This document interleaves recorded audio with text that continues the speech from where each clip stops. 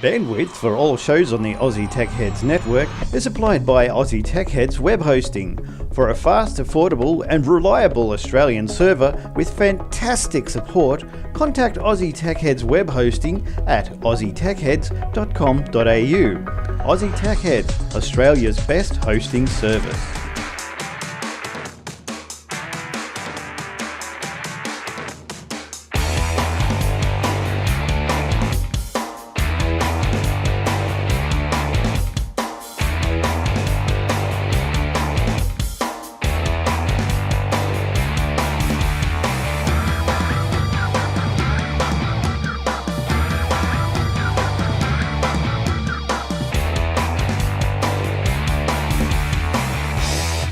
Welcome everyone to another episode Aussie Tech Heads. That's right, and for those of you who are counting, it is episode 404. And this week we've got a lot of stories to bring you. We've got some great hosts. They're pretty good looking too, so you want to check the video out.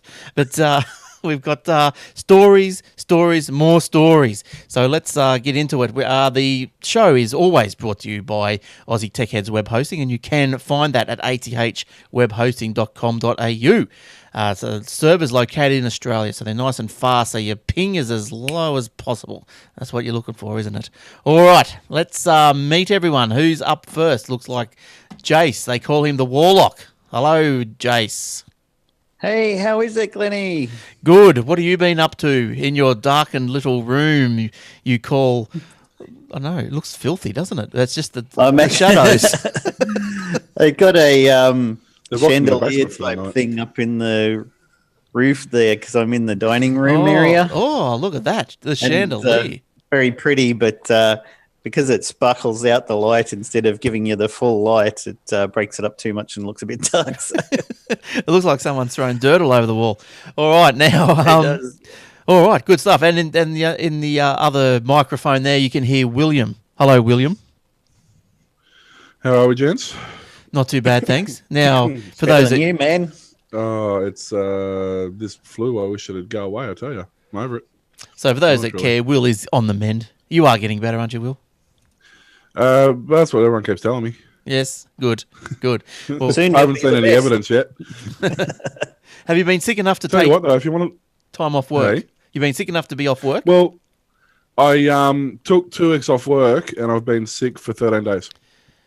Right, cool. So, yes. He used up his holiday. He used up his holiday time so he wouldn't break into his sick pay. Or Pretty much, exactly. Yes. I went down because, we were going to plan on a big trip. Went down to Victoria and whatever. We got down there. And me. Pretty much. Yeah, went and saw Warlock, and I had a few other people I was going to go and see, but it didn't happen. Jeez, he's bloody tall. You wouldn't think of it just seeing him sitting in front of this mic here, but I stand next to him. I'm like, Hodor.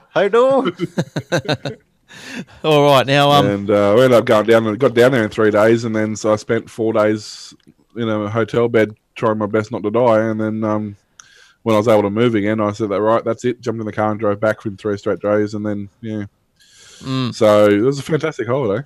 Mental note: don't have holidays. No, well, I hear you two caught up. I saw a photo. So you made it a fair way, Will. You made it down the Geelong. Down Geelong, You went right down to the bottom. You went in search for NBN, you found it, and you couldn't handle it, and you had to come home. The NBN wasn't working when he was here. That's the funny thing. He said, this NBN, I've got this 2 doors down. Who needs it? I'll come all the way to Victoria to not find it anyway. Yeah. All right. Let's move on. Now, this is probably one up. This story is probably up your guys' alleys. Right up there, in fact. The new Galaxy Note 4 has been unveiled. There it is. They've pipped Apple to the post. They've come out this week and just snuck in before the Apple event. But the 5.7-inch display and a metal frame. Will, are you across the Galaxy Note 4? Only what I've heard about it today. Yeah, I haven't started reading into it in depth yet, but they're going for the metal frame, which is a good idea instead of the plastic, I think. Given that it's all screen, pretty much. Yes. Well, apparently they went away from the plastic because, look, it just says that. It's in my little notes here. It says, the plastic ones, the metal ones can hold a larger screen. The new model offers accessories designed to attract gamers and improve pen stylus and related software as handwriting. Alternative to keyboard. Who uses a stylus? fair dinkum. Even they got a version of my G3 that's got a stylus has come out since I bought my one. It's a thing because people want to draw stuff on there. On a phone that's got a screen that size, a stylus is actually quite handy. You can do everything from, you can do your photos, you can crop and edit and change your photos. The stylus is actually really handy when you do have a big screen. Yeah, well, I don't know. I saw someone using a stylus on an iPad. I thought, weird. But anyway. I had a mini stylus for my iPad. The same thing. Cool. Yeah, good graphics. I think a lot of announcements came out this week because of IFA over in Europe. Everybody's announcing all their stuff over there. Apparently, Microsoft's going to do a big announcement. They think might be Threshold or Windows 9. Oh, yes. Well, that's coming soon, isn't it? But the big event is obviously next week. But look, just to finish off this Samsung, this one here, the new Note device appears to meet expectations on key features such as quad definition display and a 16 megapixel rear-facing camera. Geez, that's big megapixels. Same as mine. Yeah. Oh, okay. Yeah, it's about the same size as the Note 3, but it's 2.3 mil taller and 0.6 mil wider, and weighs 8 extra grams. But the same screen size. I don't think they can make it any smaller. The battery now is the sort of the main size of that. Super AMOLED screens. As you said, quad HP. It's got a 3200 milliamp battery, which is up a little bit on the last one. I think the Note 3 is about 2800, so battery life's a little bit bigger. And they've actually bumped up the front-facing camera. It's actually a 3.7 meg now instead of the standard 2 meg that everybody seems to be running. So yeah, but can you film both ways with a little stamp in the bottom corner that spins around every minute? Yes, you can. That's the important thing. Runs a 1.9 quad-core processor. It's interesting the way it runs. Actually, it's got 2 chipsets internally.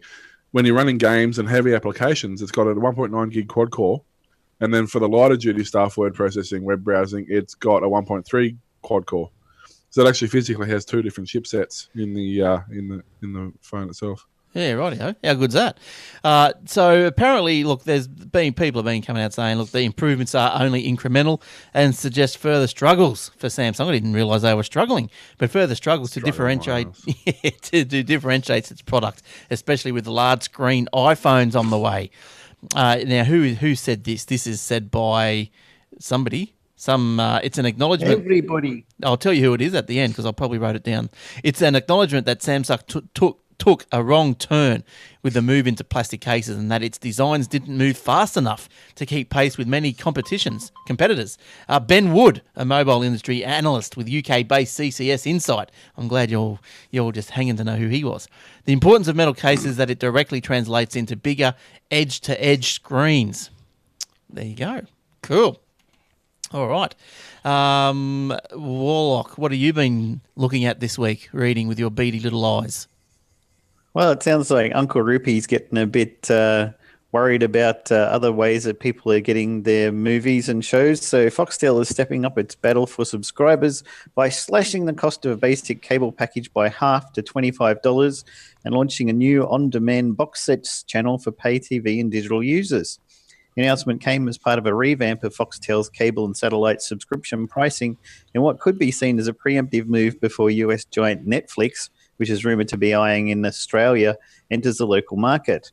We recognise that many Australians feel that Foxtel is too expensive to fit comfortably into their budget, Foxtel Chief Executive Richard Freudenstein said. They Aussie. They know we offer fantastic content, but they just don't feel they can stretch their finances to afford it, he said. The newly created $25 per month entry point entertainment pack includes 40 channels such as MTV, National Geographic, TCM, and Universal. Previously, the entry package cost $50 per month. The box sets channel will be available for an extra $10 on top of the newly announced $25 entertainment pack. Binging on television is hugely popular, and we know this service will be a smash hit, he said, at a subscription TV industry conference on Thursday. Subscribers will be able to view complete series of TV shows on demand, including popular series Game of Thrones, The Newsroom, Entourage, and The Sopranos.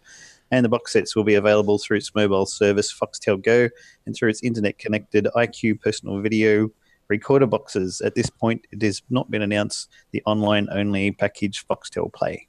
Well, it's not good enough, really. So really, they've only cut it by $25. They must be also getting a bit scared of Fetch TV. I mean, we've got it here in this place in Geelong, and it's fantastic. You get a bunch of extra channels, and all your stuff comes through the internet, so you don't have to worry about antennas on your house or losing signal because it suddenly rains or something like that. It's great. Yeah. So that's strange because we've got Fetch, but I guess that side of it does, the back part of it does come through the internet, but a lot of it still comes through like your normal channels, and when it records your normal channels through the DVR, it all still comes through the antenna.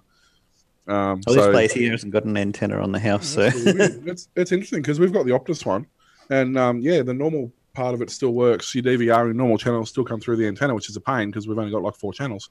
Yep. But all your catch-up stuff and all your movies on demand and all that, that's all comes through the internet. So that's weird that there's 2 different configurations of that as well. When we lost our internet, we could still get the free-to-air channels and a couple others, but there's no antenna here, so Bizarre. How bizarre. Now it's I don't think it's cut enough. Isn't it 25? They've only cut it $25, really. Yep. And that's $2.25. So yep. Yeah, so like you still get the basic package for 25, but then you still got to chuck on 25 if you want the sports channels, which they've probably gone up actually. I reckon that didn't they start off at about 12? Sports, do they? But they've gone up. Then you got to plug movies on. The platinum package costs you still $99, so $100 a month, right? And what does Fetch cost you? Or does that come with somehow come with your iiNet? Like $20 a month or something. Yeah, and what are you able to access on that?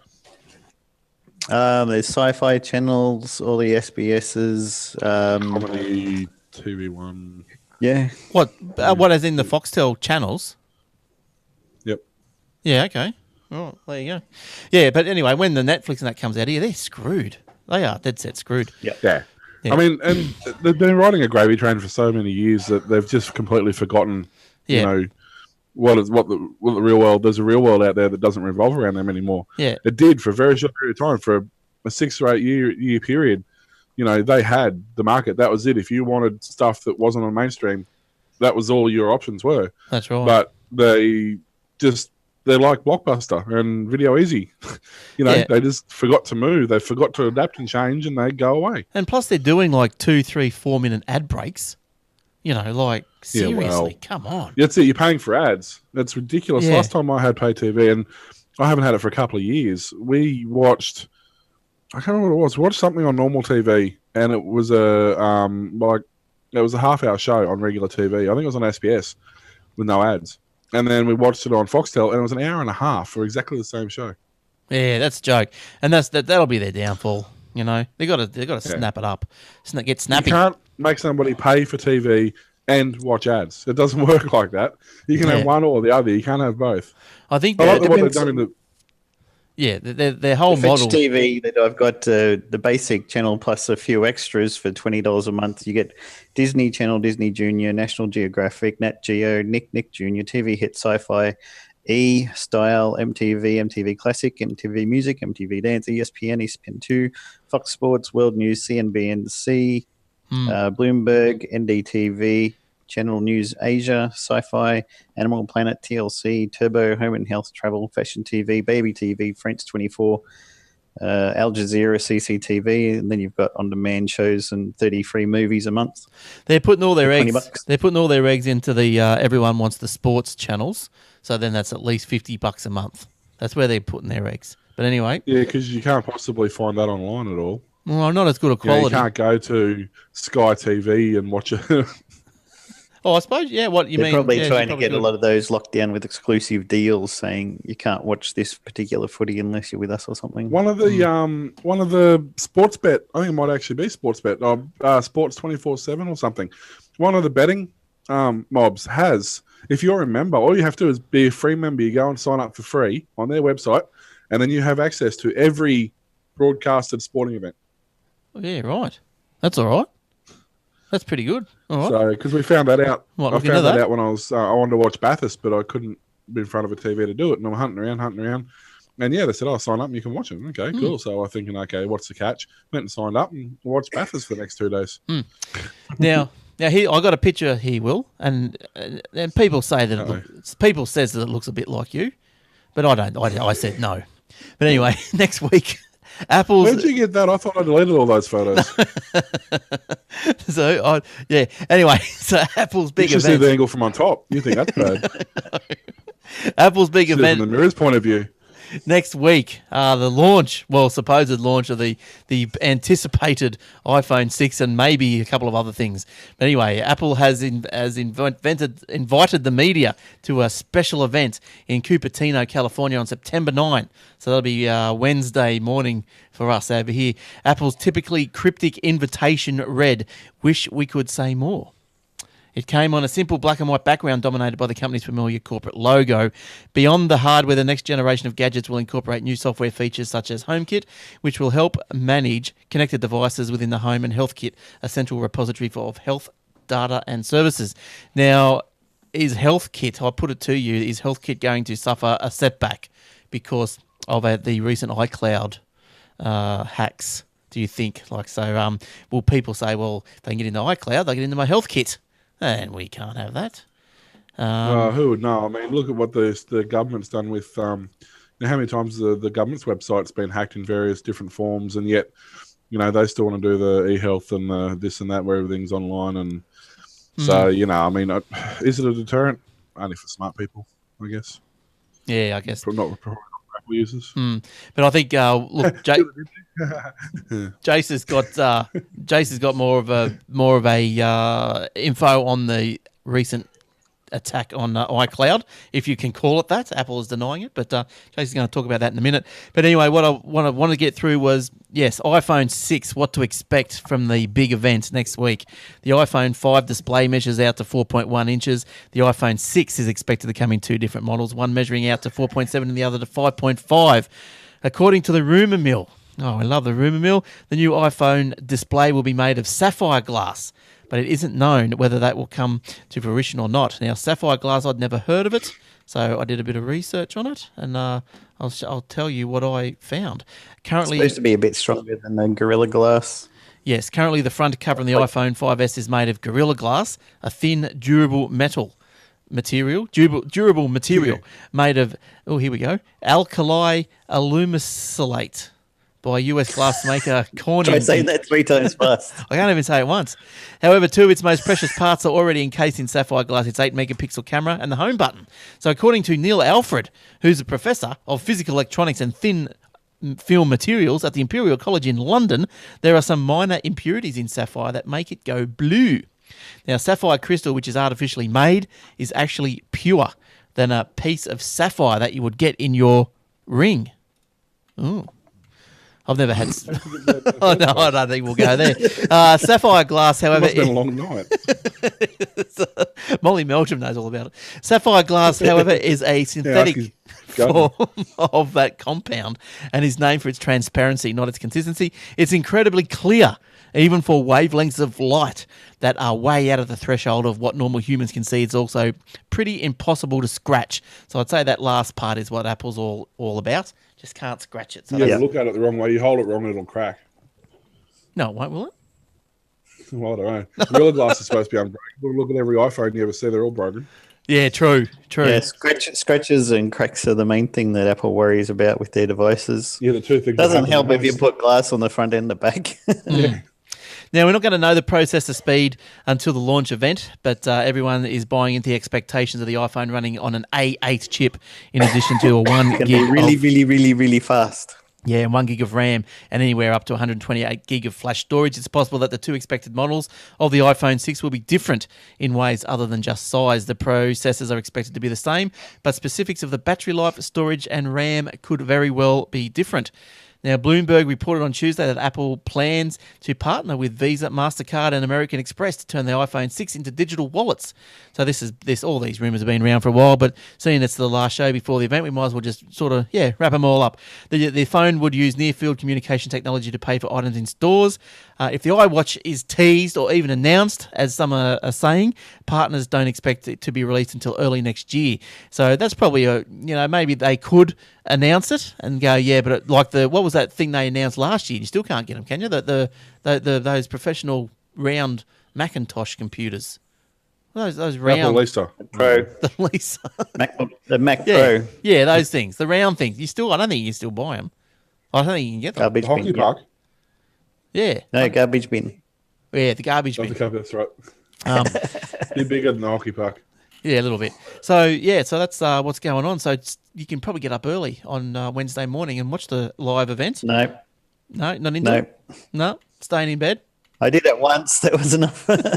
Yeah, I'll just watch it as I'll just download it, and watch it later. But all right, so there, up to date on the Apple, good stuff.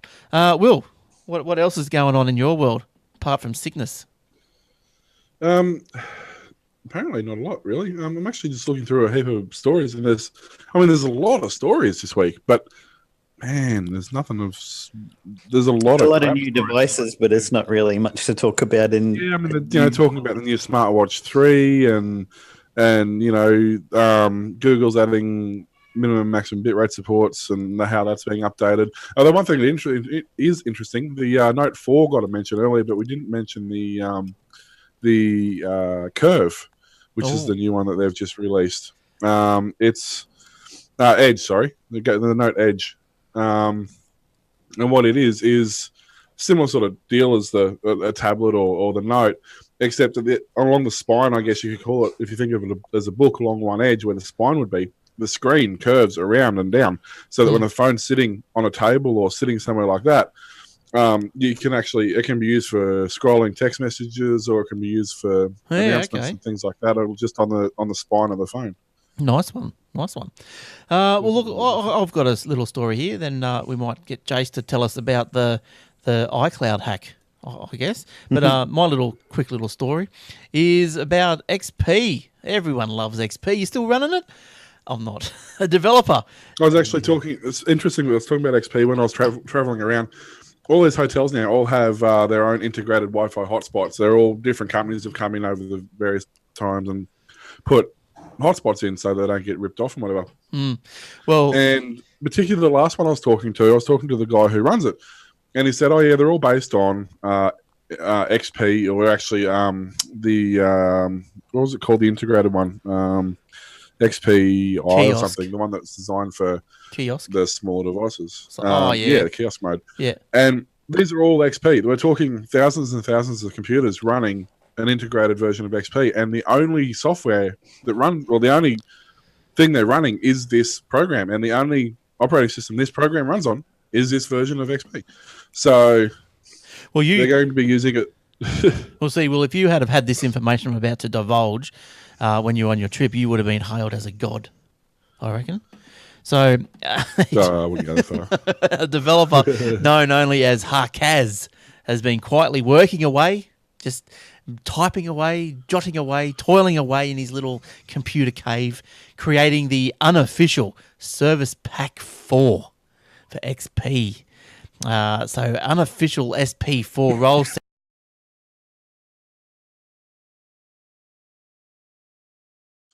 They basically had controllers, they had a base station, and a couple of cameras. That's pretty much what they were. Now, yes, they went outside of range. They were able to fly 5Ks or something like that out of range. I had a quick look on eBay, and for $80, I can get myself a quadcopter that can fly 500 meters. Now, that's out of range. That's a long way. The thing is, I can't visually see that. No. Especially if I'm in a backyard. That's gone. It's gone. Yeah. And the thing, and most airplanes that radio controlled airplanes can well fly out of visual range, especially if you lose control of it. I had a radio control car that went somewhere. It ended up in, I don't know, Sydney or something. Yeah. You should be in jail, sir. Exactly. That's my point. And the thing is, I can buy these on eBay from China, from India, from Pakistan, and import them to this country. And yet you're telling me that I can't build, design, create, and export something from this country without the government wanting a permit, so they can claim their royalties and taxes on it as well. But I suppose, if you're making it in here, if you import something, you've got to make sure that it meets the standards and all this sort of stuff. So I guess it's probably the same. There's no importation. There is no law for importing it. Yeah, but it has to still meet standards and stuff. But I don't get the thing with these drones. How did all those USB cables come in? They electrocuted everybody. Oh, yeah. They're not checked for standards or anything. That's how they got in here illegally. Well, that's But right. my point is, like, why is this company they're an Australian company? Most of their sales go to firefighters and emergency services and things like that for unmanned vehicles for protection. They make bomb robots and stuff like that.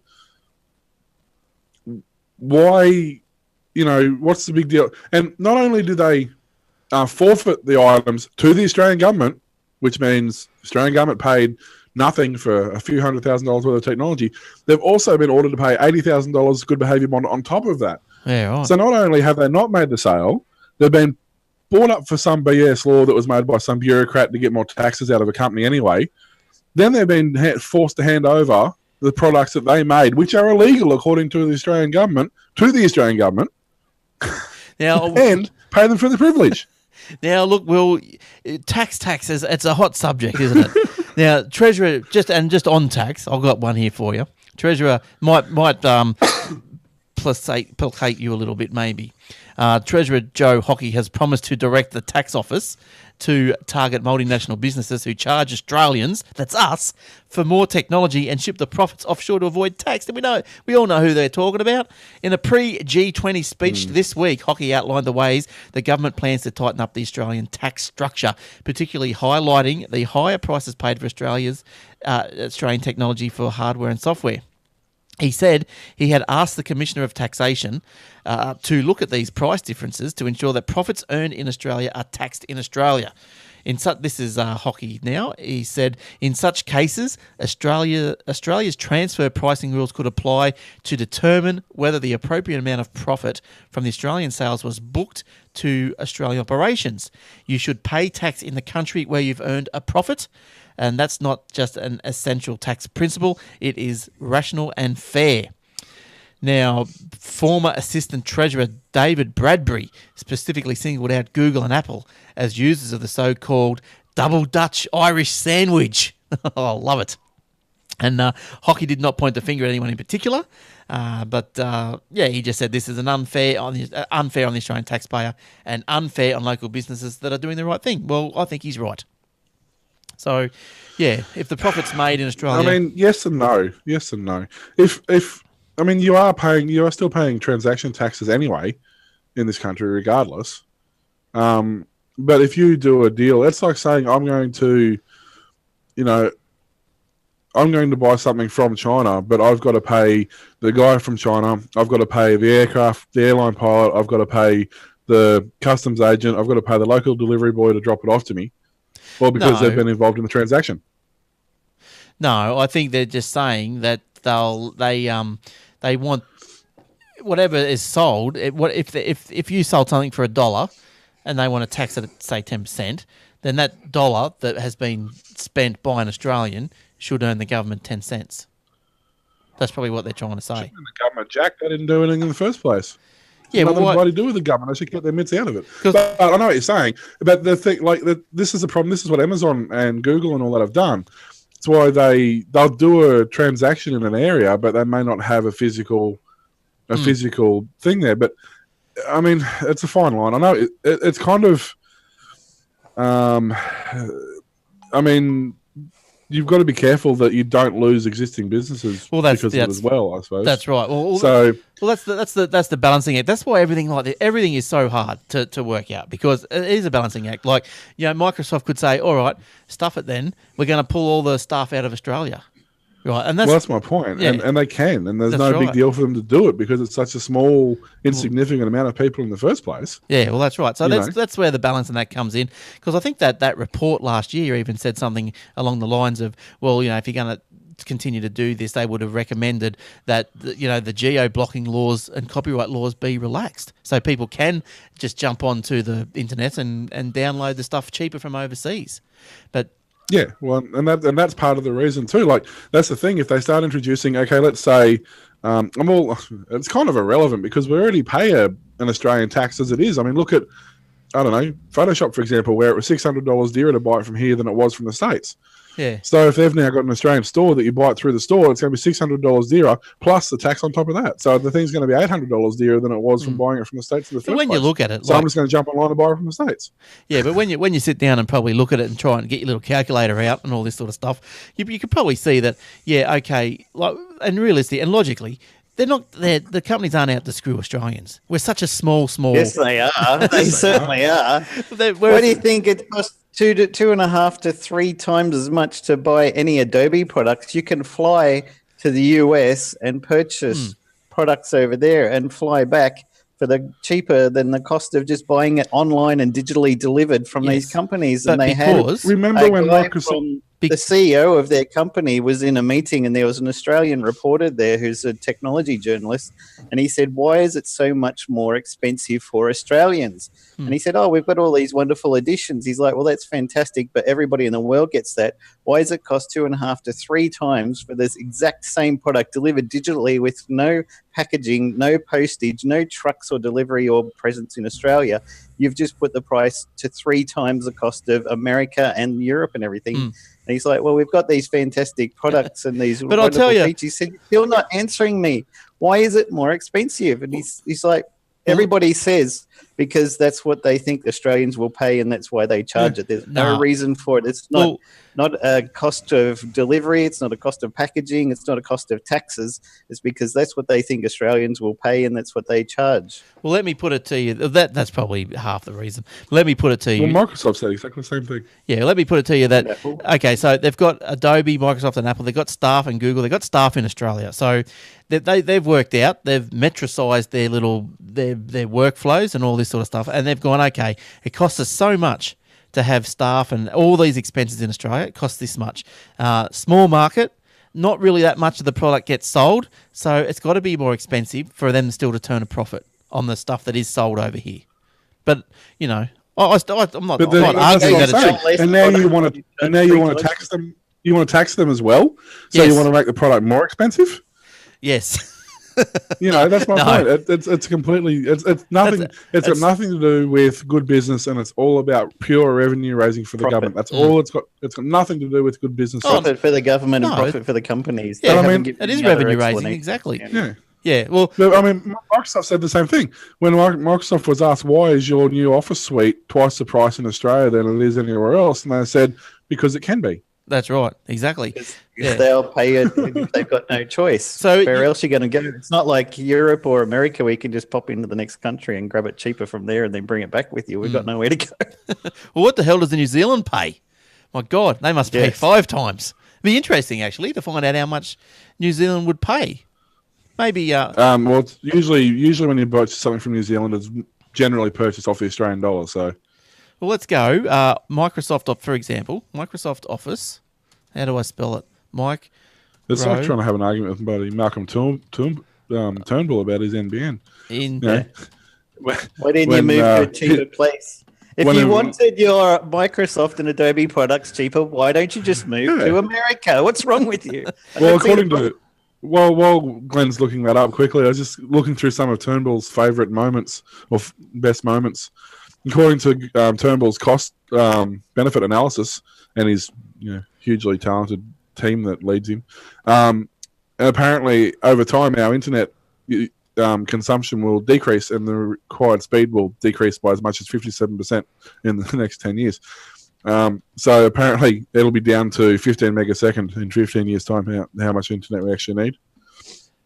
So, look, I'm just looking up this here. Home and Student, Microsoft Home and Student. How much to buy? Geez, it's hard to find stuff when you're in a hurry. When you need it. Now, okay, so it doesn't... Okay, here we go. So, Office, Home, and... Oh, that's Home and Business. Home and Student... Well, let's just go to Officeworks. Damn it. Officeworks. It's probably easier, isn't it? Yeah. So, because I found one in New Zealand. I just want to compare. I'll tell you what that is in a second. So, Office... what was it? What did I say? Home and Student. Microsoft Home and Student. Here it goes. Here we go. Okay, so Microsoft Home and Student, this one here, one PC, 139. In New Zealand, 164. So that'd be probably about right with their dollar, I'd say. So that's probably, you'd say that'd be comparable. I thought it would have been a bit more, but that's probably comparable. But in any case, yeah, I'm not arguing for higher prices. No way. But what's the answer? Should we just go, well, stuff it then, pull your staff out, and we'll just buy it from your server in America? Be done with it. Yep. I mean, if a big business wants to set up, if a big company wants to set up business and they're making money for us, they're still paying, they may not be paying income tax, for example, but they're paying taxes on their wages, on all the super they're paying, on their buildings that they're leasing. Well, that's they're still paying. That's right. If a big multi-million-dollar company wants to go, hey, we want to put 20,000 employees in a building, yeah, no worries, mate, off you go. Well, now until a point where you can one draw a correlation between Adobe and a mining company then?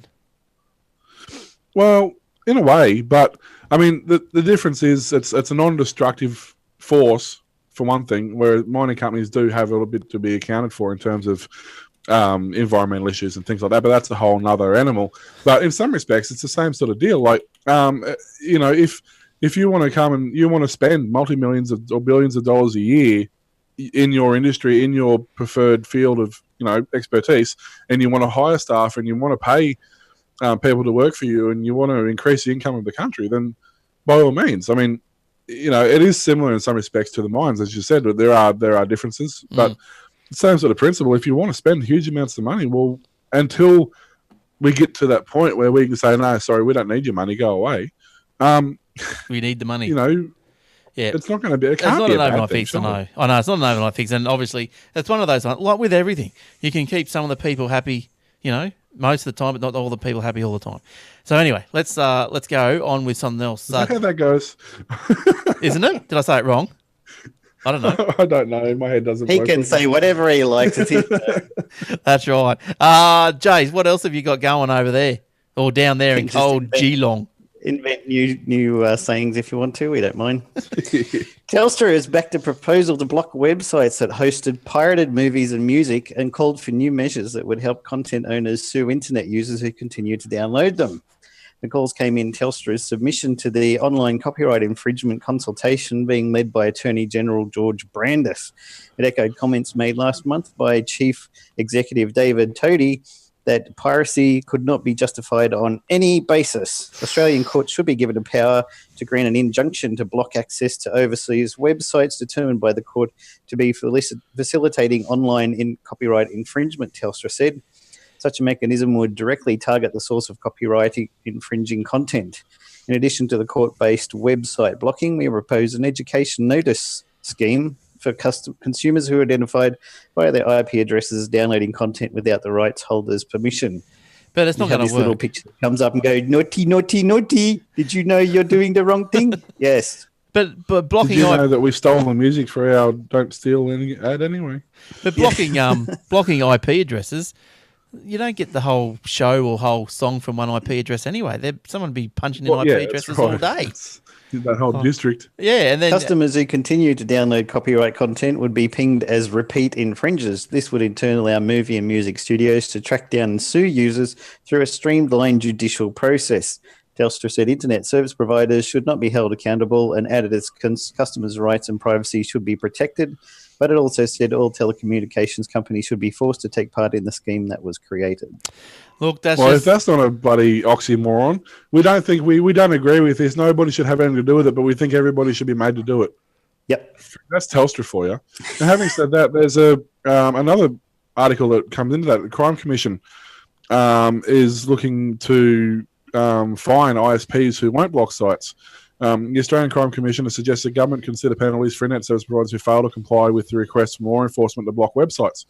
The comments come as part of a parliamentary inquiry into the use of controversial Section 313 of the Telecommunications Act, which most people don't even know exists. It's been dormant for 14 years until 2 years ago when the government agencies decided to start actually enforcing it.